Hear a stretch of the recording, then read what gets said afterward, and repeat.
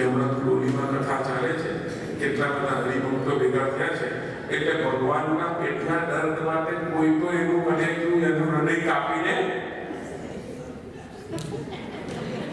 નાખો આપે.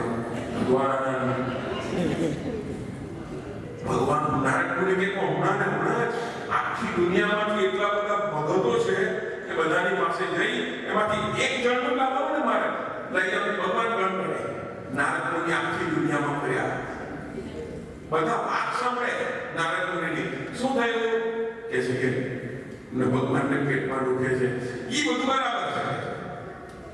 તો એનું દર્દ શું, દર્દની નિશાન, દર્દની દવા કઈ તો કે છે એક શબ્દ એક છે શું, કોઈ પોતાનું હૃદય કાપીને આપે તો જ એનું દર્દ સારું થાય. અને આમ કરતા કરતા આખી દુનિયા ભર્યા, કોઈએ નહીં આપ્યું, કોઈએ નહીં આપ્યું. ફરતા ફરતા ફરતા ફરતા જે પેલા સંત હતા ને જેને આશીર્વાદ આપ્યા હતા અને આશીર્વાદના કારણે થઈને 7 સંતાન થયા હતા, એ સંત એક નદીના કિનારા પર જપ કરતા બેઠા હતા અને નારાયણ મુનિ પધાર્યા. નારાયણ મુનિએ કહ્યું કે આખી દુનિયા ફરે આવ્યો છું, કોઈ પોતાનું હૃદય આપવા માટે તૈયાર નથી. હે સંત, હું તમારી પાસે આવ્યો છું એ પણ મારા આત્માના ખાલી સંતોષ ખાતર. મને ખબર છે આ કામ કદાચ મારું નહીં થાય, પણ મને એવો અફસોસ નહીં રહી જાય કે મેં બધાને પૂછ્યું ને તમને નહીં પૂછ્યું. એટલે પૂછું છું કે ભગવાનના પેટમાં દર્દ થયું છે અને કોઈ એવું હૃદય આપે તો એનું દર્દ સારું થાય, તો તમે તમારું હૃદય આપવા તૈયાર છો?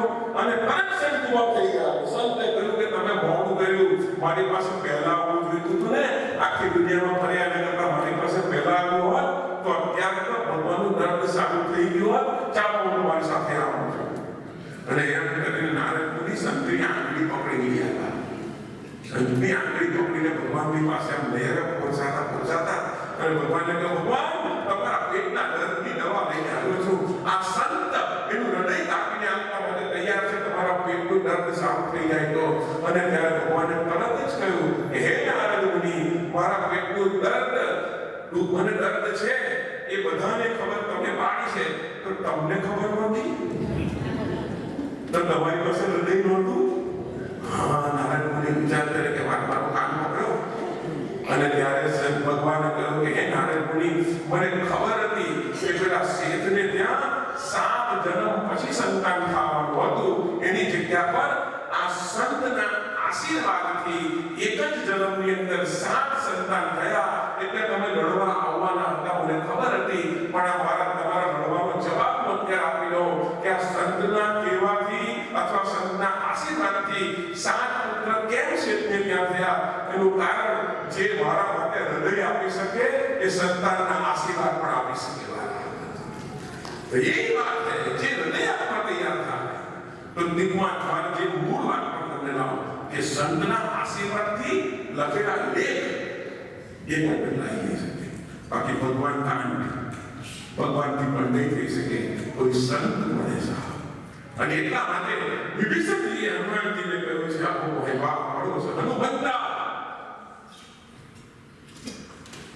ભગવાનની કૃપા વગર સંત નથી મળતા. હાય બીનું બની કૃપા મિલાઈ નહીં સંત. પગે લઈ ગયા છે અને વિભીષણને વાત કરાવે છે. વિભીષણ કહે છે કે ભાઈ સીતાજીને રાવણ હણીને લાગ્યો છે. વિભીષણ અશોક વાટિકામાં શિશુપા નામનું વૃક્ષ છે. અશોક વાટિકામાં શિશુપા નામનું વૃક્ષ છે. એ વૃક્ષની નીચે એની છાયામાં સીતાજીને રાખ્યા છે. રાવણ સિવાય કોઈને ત્યાં જવાનો અધિકાર નથી. સીતાજીને મહેલમાં કેમ નહીં રાખ્યા? પ્રશ્ન છે. એક કારણ છે. રાવણને એક ઋષિનો શ્રાપ કે તું કોઈ પણ સ્ત્રીને જબરજસ્તીથી બળાત્કારે ભોગવવાનો પ્રયાસ કરશે ત્યાં જ તારું મૃત્યુ થશે.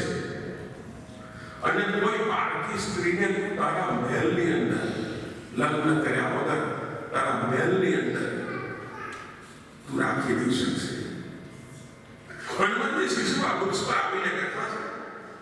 સીતામાતા ઉદાસ બનીને બેઠા. હનુમાનજીની આંખમાં આંસુ આવ્યા છે. બધી રાક્ષસીઓ વેરો કરતી હતી. એમાં પ્રધાન રાક્ષસી હતી ત્રિજટા. એ બધી રાક્ષસીઓની પ્રધાન હતી. ભગવાન ભાસ્કર સૂર્યનારાયણ ઉદય પામ્યા છે. હનુમાનજી પોતાના ગુરુ યાની સૂર્યનારાયણને બે હાથ જોડીને વંદન કર્યા અને આશીર્વાદ માંગ્યા છે કે હે સૂર્યનારાયણ, આપ મારા ગુરુ છો, મને આશીર્વાદ આપો કે હું રામનું કામ નિર્વિઘ્ન કરી શકું. સૂર્યનારાયણ આશીર્વાદ આપેલી કથા ત્યારબાદ બધી રાક્ષસીઓ સતત થઈ. કોઈ આવે છે અને કોણ આવતું હતું? રાવણ આવતો હતો. એની સાથે મંદોદરી હતી. રાવણ મંદોદરી આવી અને રાવણને એમ કહેવાય કે રાવણને કોઈએ કહેલું અથવા તો એને સ્વપ્ન આવ્યું હતું કે રામ ભક્ત હનુમાનજી એટલે કે રામનો કોઈ દૂત અશોક વાટિકામાં આવવાનો છે અને એના દેખતા હું સીતાજીને ખભરાવું, ગભરાવું, ધમકાવું તો એ દૂત રામજીને જઈને કહે કે આટલી બધી વેદના છે એમ. રાવણ આવે છે મંદોદરીની સાથે અને રાવણે મંદોદરીને સીતાજીને વાત કરી. સીતાજીએ શું કહ્યું? ખાલી ગર્ભની સળી ગર્ભ ઘાસ ગર્ભની સળી લઈ આગળ ઊભી કરી. આ ગર્ભની સળી તમે વિચાર કરો, એના લીધે રક્ષા કોણ કરતું હતું? ગર્ભ કોણ? સીતા માતાનો ભાઈ. કારણ કે ગર્ભ યાને ઘાસ એ જમીનમાંથી નીકળ્યું છે અને સીતા માતા પણ ક્યાંથી નીકળ્યા? જમીનમાંથી નીકળ્યા.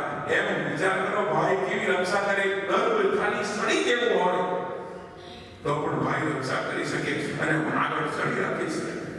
રાવણે વાત કરી પહેલા તો સામ રામ દંત ભેદ બધી નીકળી રાવણ અને સીતાજીને પેલું કરે છે. બધું ઘણું કહ્યું છે. રાવણે વાત કરી, હે સીતાજી, તમારા જ્યારે સ્વયંવર થતો હતો ને ત્યારે મારો તાકાત હોવાથી તમને જો ખબર નથી. સીતાને જે પિનાકનું શંકર ભગવાનનું હતું એ તોડવામાં મારા ચાઇલ્ડ પ્લે નાના બાળકોની રમત જેવું કામ હતું. ચૂટકી મારું તૂટી જાય છે. કારણ કે પિનાક ધનુષ હતું કોનું? એ શંકરનું. તો શંકરનો જો આખો કૈલાસ પર્વત ઉપાડી શકતો રાવણ કે છે સીતા માતા, તો આ ધનુષ મારા શું છે? અને બીજું કે શંકર ભગવાન તે મારા ઈષ્ટદેવ છે. રોજ કૈલાસ પરથી મારા ઘરે આવે કે પૂજા મારી કર. આટલો બધો પ્રભાવશાળી હું છું. સીતા માતાએ કહ્યું કે આ બધું તારી આ દ્રૌપદી છે ને એ મારી સામે નો આવે. આ બધી વાત બોલ. કારણ કે મને ખબર છે કે તું જ્યારે આવ્યો હતો અને ત્યાં તારે જ્યારે ધનુષ ઉંચકવા પ્રયાસ કર્યો ત્યાંથી ધનુષ ઉંચકાયેલું પણ નહીં. અને આવું જ્યાં કહ્યું રાવણ ક્રોધે ભરાયો એટલે તું મને સમજે શું? એમ કરીને શમશેર જ્યારે તલવાર ખેંચીને જ્યાં મારવા જાય છે મંદોદરી અટકાવે છે. મંદોદરી અટકાવીને કહ્યું કે આવી રીતે મરાય નહીં. સ્ત્રી હત્યા છે. એક મહિનાની અવધિની એક મહિનો કે છે, એક મહિનાની અવધિ તને આપું છું. એક મહિનાની અંદર તારે મારી સાથે લગ્ન કરવા માટે બંધાઈ જાય. મંદોદરી અટકાવે છે. સ્ત્રી રામાયણની અંદર 4 ની પરીક્ષા ક્યારે થાય છે તે લખ્યું છે. રામાયણની અંદર લોહ આવે છે.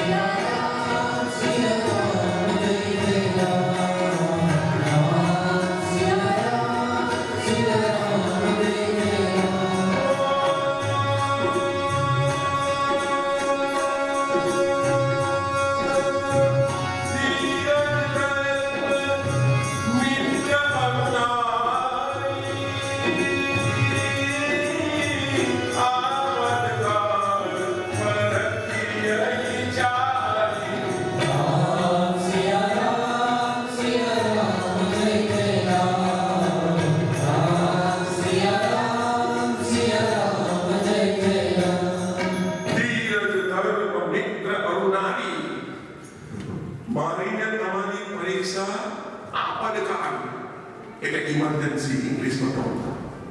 ઇમરજન્સી આવે ને ત્યારે આ ચારની પરીક્ષા થાય. તમારી ધીરજ પણ ત્યારે બહુ લોકો બહુ તમને ત્રાસ આપતા હોય ને બહુ તમારું મગજ વ્યક્ત કરી નાખ્યું હોય ત્યારે તમે કેટલા ધીરજવાન છો એ તમારે અંદર રહેલી ધીરજની પરીક્ષા છે. તમે કોઈ પણ ક્વેશ્ચન કોઈ પણ પ્રશ્ન આવે એનું સોલ્યુશન કેવી રીતે લાવો છો? ધીરજ રાખવાની. કોઈ પણ ડિસિઝન ઉગ્રમાં, વ્યગ્રમાં, ગુસ્સામાં, ક્રોધમાં હો ત્યારે લેતા નહીં તો ઊંધા પડશો. ધીરજ રાખો, ધીરજ રાખો. અને બીજું, કોઈનો પણ પ્રશ્ન એવો તમને લાગે વિકટ તરત જવાબ નહીં આવે, સમય રાખો. હું પછી કહીશ, પછી વિચારો. કારણ કે 90% ઝઘડા ક્યારે થાય ખબર?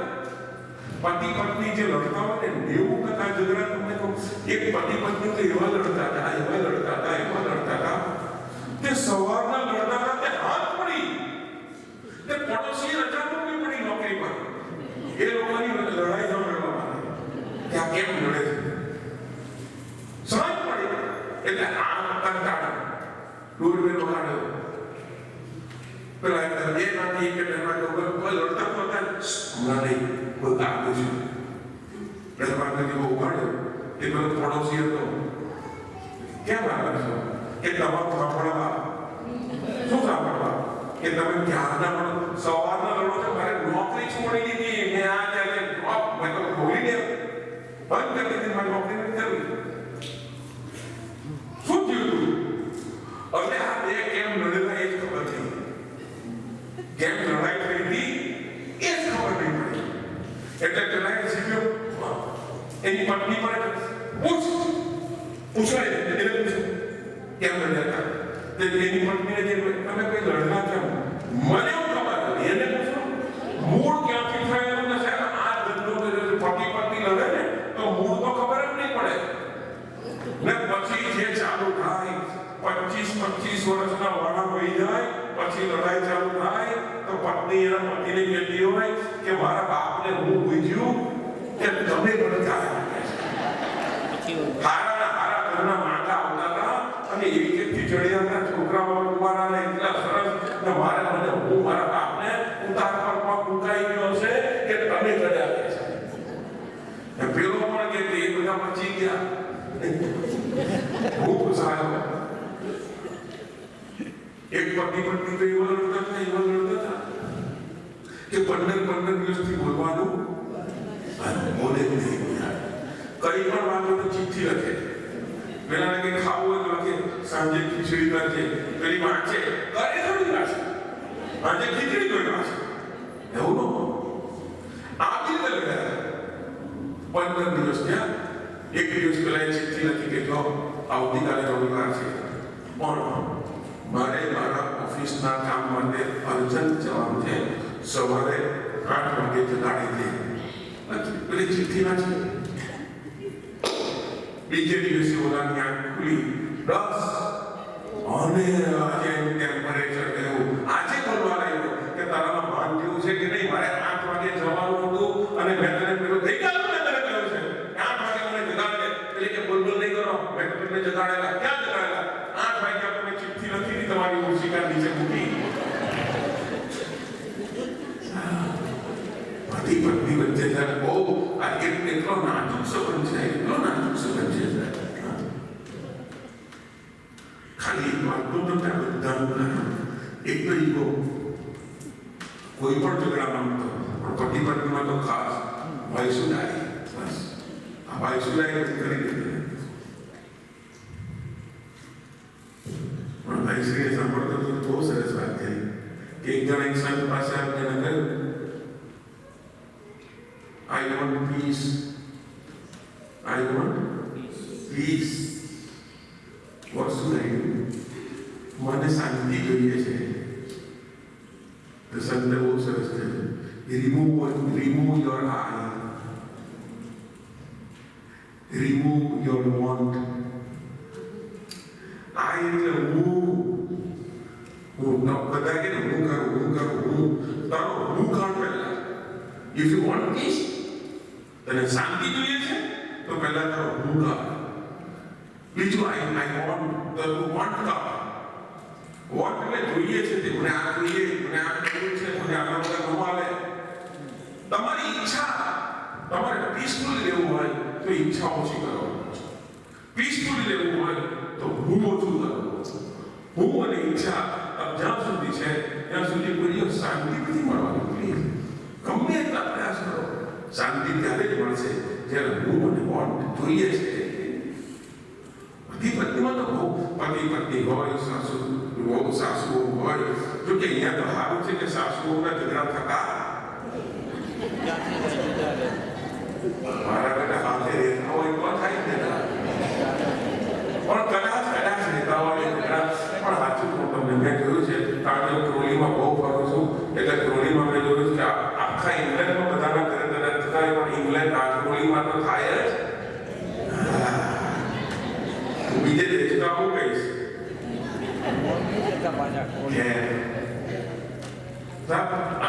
કથાઓ મને તમને ખાલી વાર્તાના સ્વરૂપમાં નથી લઈ જતી. કથાઓ મને તમને જીવન જીવવાની જડીબુદ્ધિ આપે છે. શું કેવી રીતે પ્રશ્નનો ઉકેલ કરવો જોઈએ. ધીરજ ધર્મ મિત્ર અરુનારી આપતકાલ પરિખઈ વિચારી.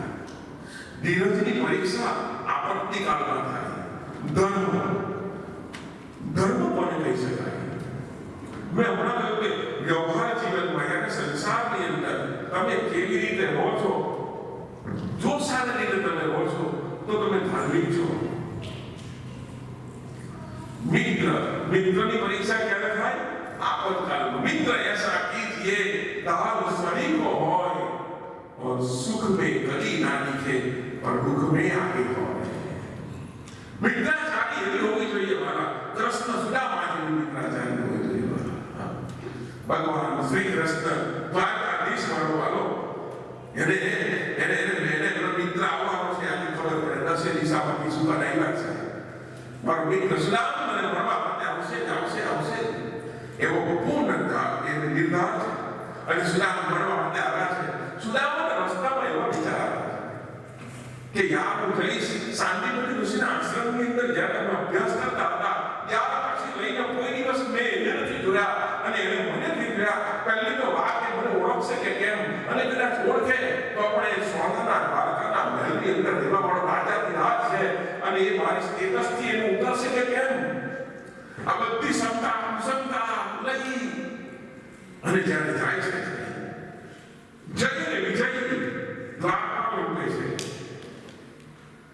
શંકાની ભાગવતની કથામાં શંકાની ઋષિ જ્યારે ભણવા માટે જાય છે ત્યારે જઈ અને વિજય જ્યારે અટકાવ્યા હતા અને પરિણામે સાબિત થયેલા આ જઈ અને વિજય 3 અવતાર લેવા પડ્યા હતા અને પછી પુનઃ અવતાર લીધા પછી પાછા આવ્યા છે જય વિજય દ્વારકાના મહેલની અંદર કે દ્વારકા છે દ્વારકાનો નાથ અંદર બેસી અને અષ્ટપત્રણીઓની સાથે સેવા લઈ રહ્યો છે.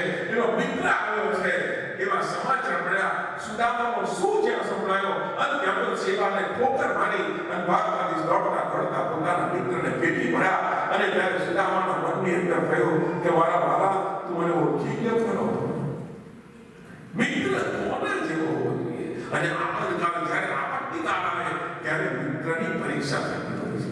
અને ચોથું નાની તમારી સ્ત્રી તમારી પત્ની એની પરીક્ષા પણ આપત્તિકાળ સિવાય. એટલે વસ્તુ સમજી લેજો જ્યારે તમારી પાસે દુઃખ આવે છે ને ત્યારે સંબંધોને ઓળખવાનો પહેલો વિચાર છે.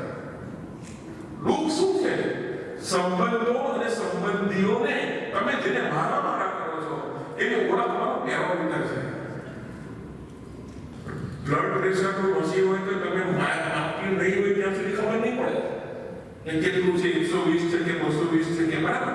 હા, શરીરના થોડા સાબુદ્ધિક તમારે એક ફેરફાર દેખાય તો કદાચ ખબર પડે. પણ કોઈ વખત ઘણી વાર એવું હોય છે કે એટલું સાયલન્ટ હોય પણ જ્યારે તમે માપો ત્યારે ખબર પડે. ડાયાબિટીસ જ્યારે ટેસ્ટ કરો તો ખબર પડે કે કેટલો એનો પોઈન્ટ વધ્યો છે કે કેમ. એમ જ્યારે દુઃખ આવે ત્યારે ખબર પડે આ ડાયાબિટીસનું મશીન નીકળ્યું ને પ્રેશરનું મશીન નીકળ્યું. આ સંબંધોને ઓળખવાનું કોઈ મશીન હોય તો દુઃખ છે. દુઃખ આવે ત્યારે ખબર પડે ને આપણા કોણ છે. સુખમાં તો બધા, પણ દુઃખની અંદર તમારે ભૂલ તો નારી જે છે આ ચાર ધીરજ ધર્મ મિત્ર અરુણારી આપદ કાલ પરિખઈએ ચારી. સાહેબ વિચાર કરો, 5 સતીની અંદર મંદોદરીનું નામ છે, 5 સતીની અંદર દ્રૌપદીનું નામ છે, 5 સતીની અંદર તારા જે વાલીની પત્ની હતી એનું નામ છે, 5 સતીની અંદર કુંતીનું નામ છે, 5 સતીની અંદર મંદોદરીનું નામ છે, અહલ્યાનું નામ છે.